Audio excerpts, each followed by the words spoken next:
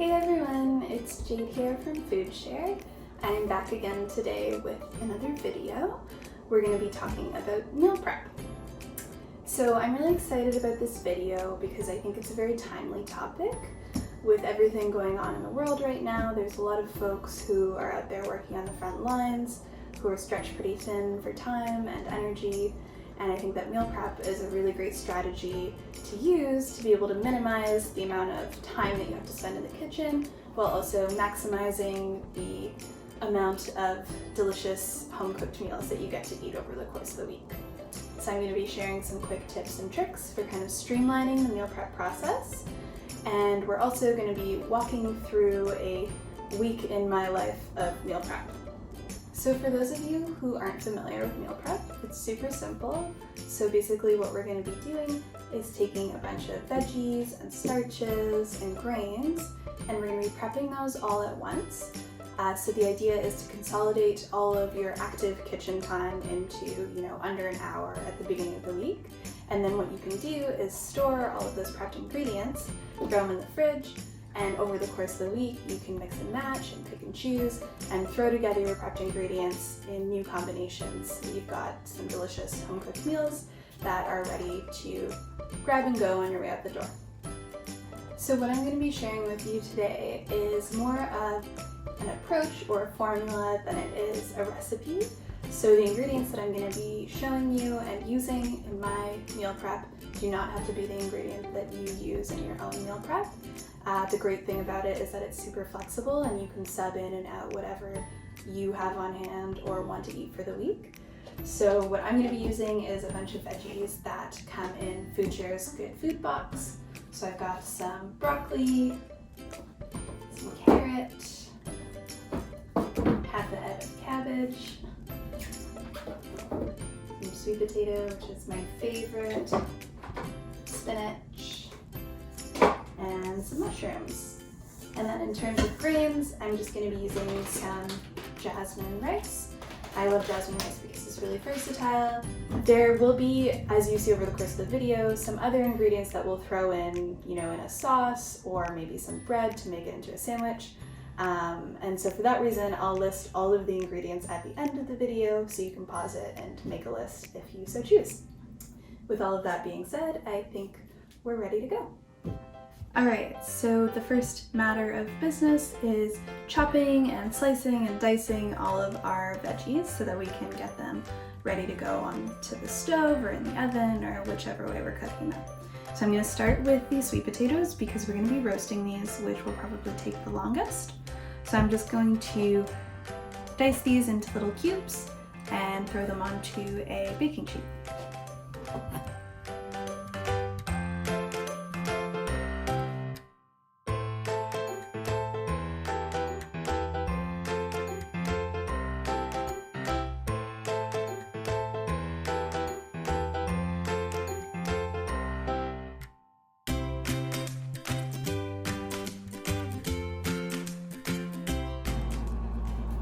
Now I'm going to do the same with my carrot.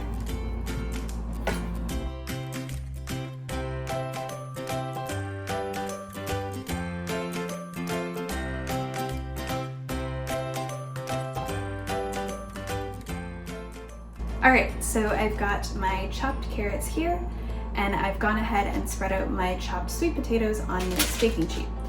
I've seasoned them with some olive oil, some black pepper, salt, and a little bit of chili powder. And I'm going to toss it all together to coat them before we throw it in the oven. Because the carrots will take a bit less time to roast than the sweet potato, what we're going to do is after about 15 minutes of roasting at 425, we're going to take this baking sheet out, stir these sweet potatoes up, and add our carrots onto the sheet with them as well to go back in for another 20 minutes.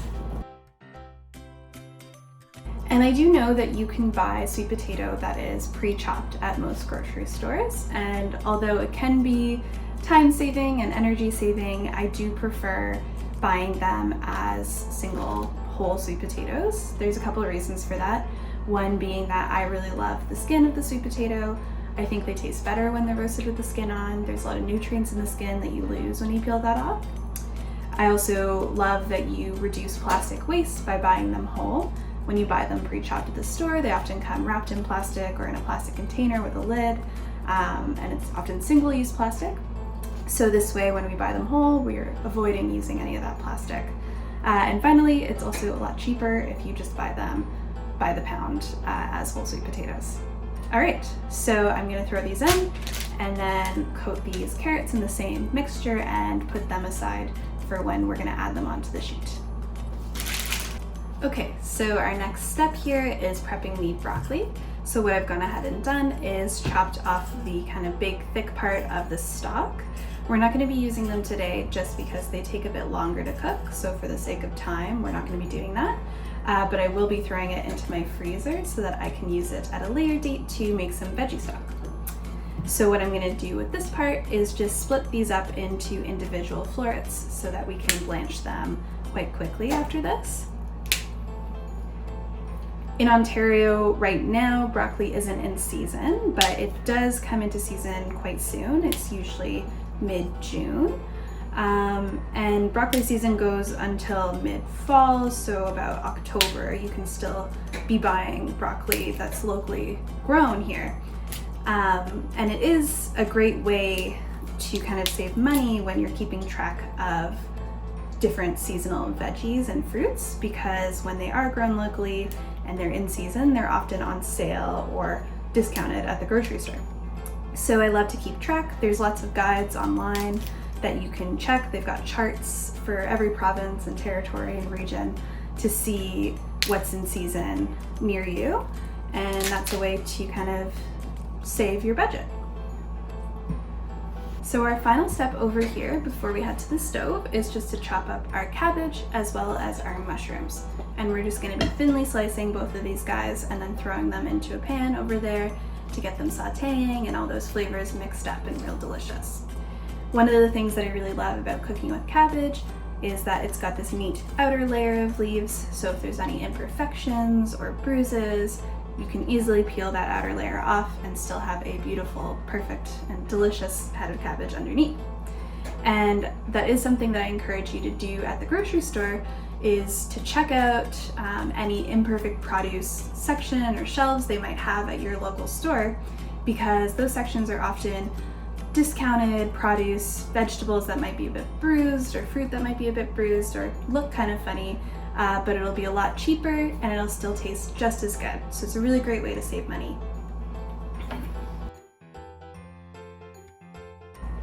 So we've got our cabbage all chopped up. So now we're gonna do our mushrooms. We're gonna be chopping them into thin slices as well. And today I'm gonna be using fresh mushrooms that came in my Good Food box, but you can also totally use dried mushrooms that you just rehydrate, or for any of the ingredients in this recipe, you could use frozen produce as well. There's often kind of a stigma that goes with frozen or canned produce, but I think it's just as good, it's just as nutritious, it's a lot cheaper and more accessible, so why not use it?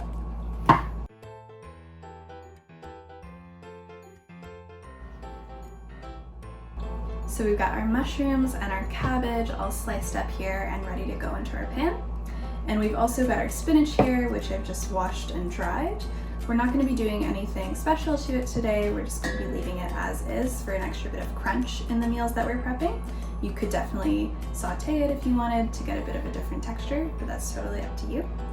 So before we head over to the stove, I just wanted to kind of highlight that although I've been sharing these tips for saving money when you're shopping for fresh fruits and vegetables at the grocery store, it's important to note that these kinds of tips are only useful if you live in a part of the city where you can find fresh fruits and vegetables. Unfortunately, there's a lot of neighborhoods in Toronto where finding fresh produce is really difficult. And when you do find it, it's often a lot more expensive than it is in other parts of the city.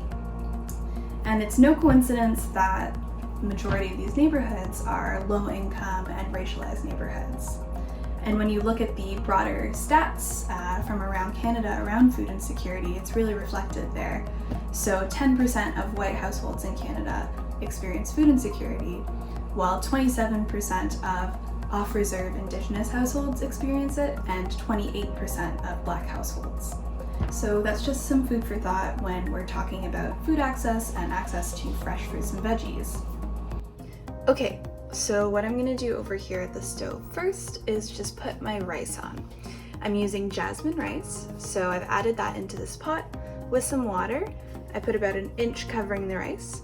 You can measure it out with some measuring cups, or you can use that handy trick that many grandmas have probably taught. So you just kind of stick your finger into the water and hover it on top of the rice, and then you're gonna add water up to the crease of your first knuckle. So I'm gonna bring this to a boil and then lower it, and I'm gonna let it simmer with the lid on for about 15 minutes. So while my rice is cooking, I'm just gonna throw this broccoli into the boiling water, and I'm gonna get it nice and blanched. Just about 3 minutes in there will be good with the lid on as well. Once that's done, I'm gonna take it out and shock them in some ice water in the sink just to firm them up and stop the cooking. Alright, so over here, I'm gonna get my mushroom and cabbage saute going. I'm gonna start by throwing in some ginger and some garlic into some hot oil. I'm just gonna be using some sesame oil here. Now in go our mushrooms, and we're gonna move those around and saute them and let them get a little bit soft here.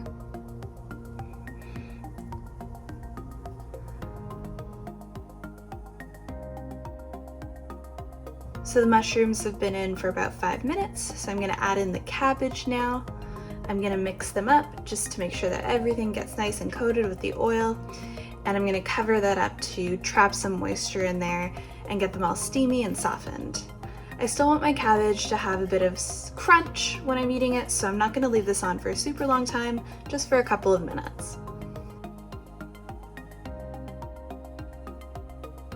The mushroom and cabbage is looking about done here, so I'm just gonna add in some rice vinegar and soy sauce to taste and mix that all up for some flavor, and then we're good to go. So here are all of my prepped ingredients. I've got them all laid out, and now I'm just going to put them into some Tupperwares and different containers I have and throw them in the fridge until tomorrow, where we'll be making our first meal. Welcome to day 1 of my meal prep week. So today what we're going to be doing is just basically throwing all of the ingredients that we prepped yesterday into a bowl for my lunch. And I love just doing this, making a grain salad or a grain bowl, whatever you want to call it, on the first day of my meal prep week. And I love doing this because on the first day, all of these veggies still have a really nice kind of crisp firmness to them. Whereas you'll notice over the course of the week, they'll kind of start to change in texture. They might get a bit softer or less crunchy. And that's when you can start getting kind of more creative with the meals that you're making with them, throwing them into a sandwich or a wrap or baking them into something. So I think on the first day, it's nice to just relish in that delicious kind of textural element of the meal while you can. So I'm just gonna throw all these in here. So I'm gonna leave the spinach out for now. I wanna throw that in after we microwave the bowl. So I'm just gonna throw this in the microwave so we can heat it up. So now we've got our bowl nice and warm. I'm gonna throw my spinach on top here. And that is beautiful and ready to go there. And the last thing we're gonna do is just make a quick sauce or dressing to kind of put on top of our grain salad. So what I'm gonna be using today is I put a little bit of honey in here already. I'm gonna add a bit of peanut butter. I like crunchy, but you could definitely use a smooth peanut butter if you prefer.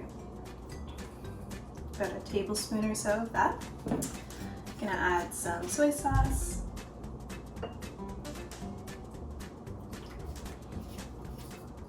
Just gonna mix that up.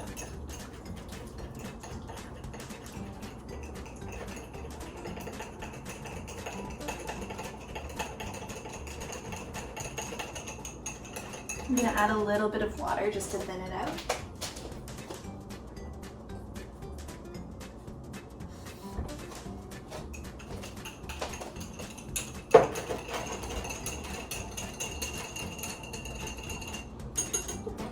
Then I'm gonna add my favorite, which is like a chili garlic sauce or paste. I love this stuff. I grew up in a Jamaican Chinese family where this stuff and sriracha was kind of always the centerpiece of any dinner table at my grandma's house. So I love to throw it into any sauce I can. Great. And then lastly, I'm just gonna pour in some olive oil, just a little bit, and you want to pour it in kind of slowly so that you make sure it emulsifies to get a nice dressing that's all combined.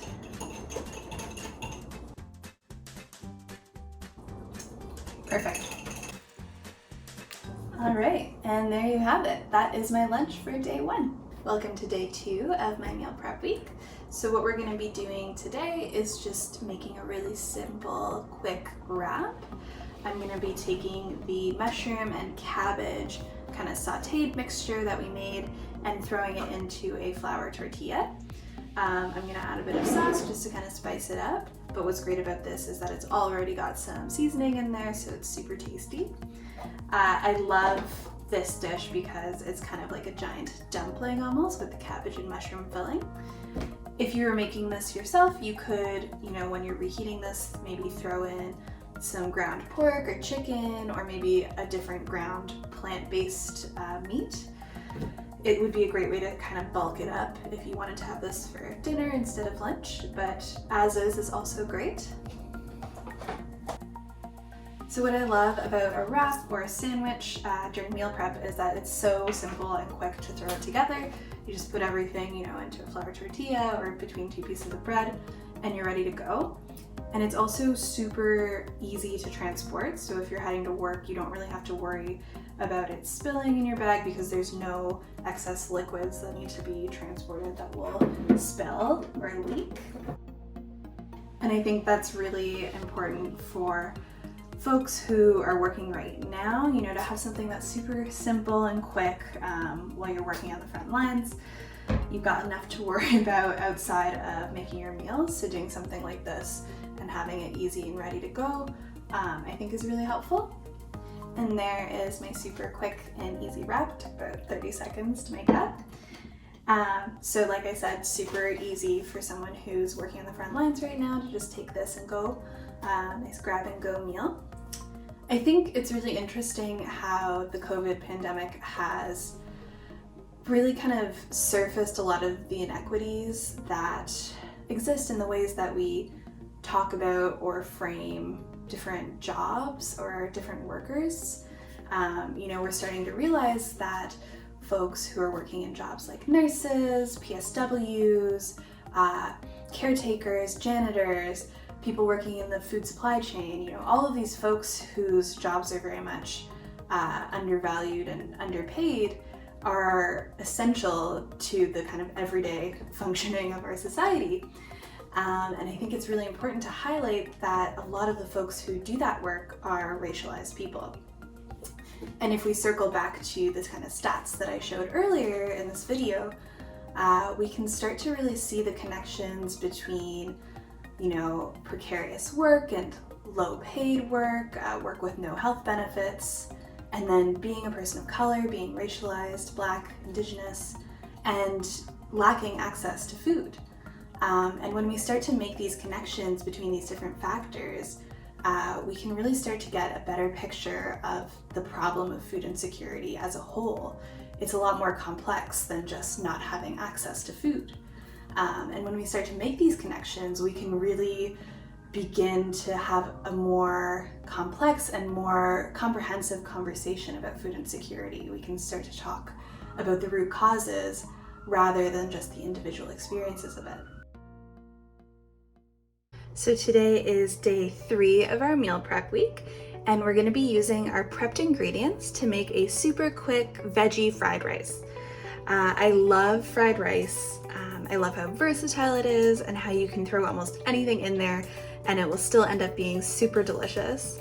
Fried rice is definitely one of my go-tos when I'm meal prepping, just because of how simple, quick, and yummy it is. So I'm going to walk you through how I'm making my rice today. I'm going to be using a technique I learned quite recently from a chef on Instagram, so it's kind of new to me too. It involves separating your egg whites from the yolks and then coating the rice with the yolks to get each grain of rice perfectly golden and separate.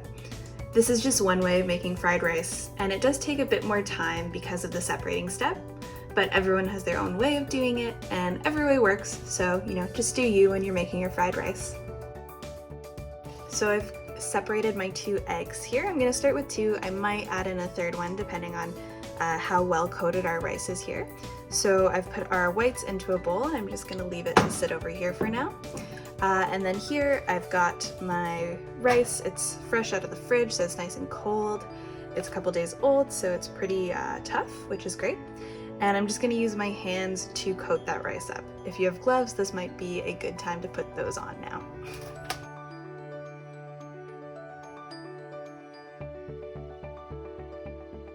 Alright, so there you can see our beautiful rice is all yellow and coated in egg yolk. So I'm going to put this to the side for now while we get our aromatics started.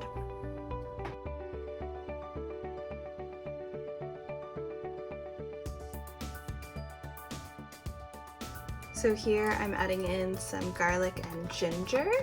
At this point I would also usually add in some chopped up scallion, the white part of it. Unfortunately, I don't have any in my house right now, but I would highly recommend putting those in your fried rice if you do have them around. So I think that fried rice is really cool because it's a really great way to incorporate any veggies or other stuff in your fridge that might have kind of lost its texture, but still has a really great flavor. I did some kind of digging while working on this video and learned a bit more about the history of the dish, and that's actually how it started. So fried rice gained popularity across Central Asia, particularly with peasants, because it was such a great way to use up leftovers and make the most of the food that you had on hand.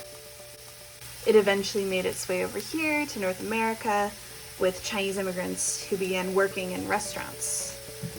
One of the things that came up in my Google kind of deep dive about fried rice is that because of the xenophobia that existed at the time around what a true American or Canadian looks like, fried rice and other kind of classic takeout dishes from Chinese restaurants came to be viewed as, less than other quote-unquote American dishes. And this is something that still rings true today. As many immigrants and kids of immigrants probably know quite well, almost everybody has that, lunchbox moment at some point in their lives. That feeling of being afraid or embarrassed about eating your lunch in front of other kids at school because people will make judgments like it smells or it looks weird. And it's something that's definitely familiar to me. Growing up, bringing curry chicken or snapper fried with a bunch of spices definitely attracted some attention at school. But now I think about those dishes and I realize that I have so many things to love about them, especially the way that they make me feel connected to my culture and my family. So if you do feel comfortable, I would love for y'all who are watching to share your own kind of lunchbox moments in the comments. But more importantly, I'd like to hear about the reasons why you love those foods. What it is that makes you feel proud of those dishes instead of embarrassed or shy about them. Okay, so it's tasting great. Our last step here will just be to add some seasoning before we throw our egg whites back in. So I'm gonna go ahead and add in some sesame oil, a little bit of soy sauce, and some sugar.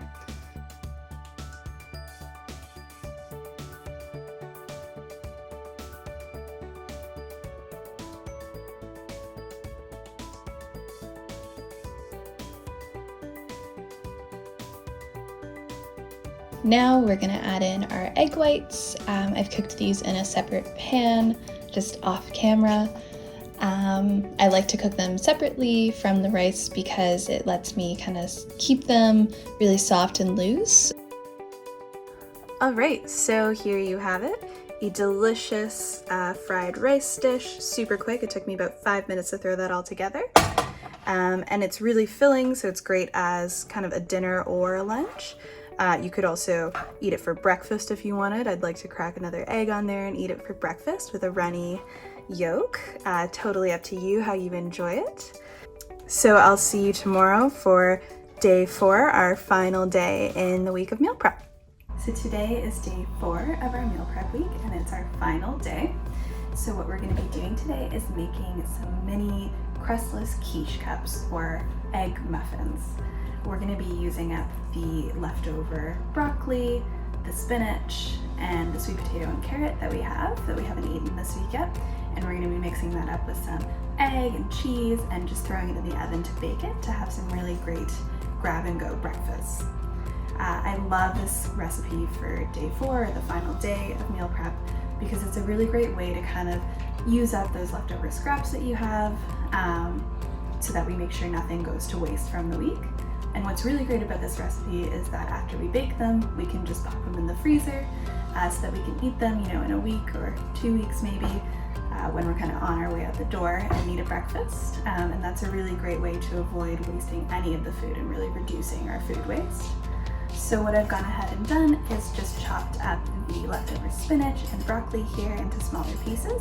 And I've already got my sweet potato and carrot chopped up, and we're just gonna throw it into this greased muffin pan here. So we've got all of our kind of veggies lined up in there. I'm gonna put some cheddar in with the broccoli and spinach. I'm gonna do this kind of last bit of goat cheese that I have with the sweet potato and carrot.